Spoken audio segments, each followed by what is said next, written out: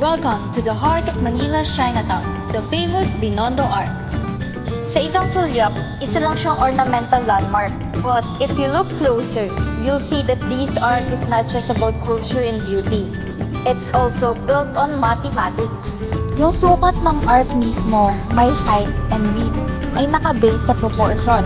Sa Chinese architecture, madalas sinusunod yung golden ratio or balanced proportion para magmukhang elegant at stable. Yung mga bubong ng arc is parang may slant or slope ay nakabase sa tamang angle para makaiwas sa water damage. Pasok din yan sa geometry kasi kailangan tamang inflation para tumaray ang ulan at hindi maipon.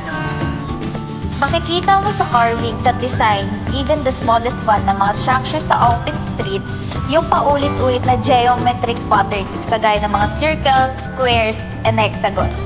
That's tessellation and symmetry combined. Mathematics as art. Sa open street, pwede mo rin i-relate ang math sa daily life. Halimbawa, gaano kahaba ang street, ilang meters, gaano katagal lakarin, at gaano karaming tao ang dumadaan per minute.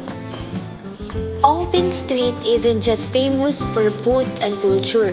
If you measure its length and calculate your walking speed, makikita mo rin na math is at work. Distance, time, and speed in action. Pero bakit mahalaga ang math dito? Simple lang.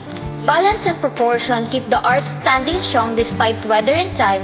Without this math principle, baka matibag agad ang structure. It's also show how math isn't just numbers on paper. It's alive in our environment, from the smallest carvings to the biggest landmarks. So next time you pass by Binondo and see the art, tandaan, behind its beauty is a foundation built on mathematics, because in every design, math is always embedded.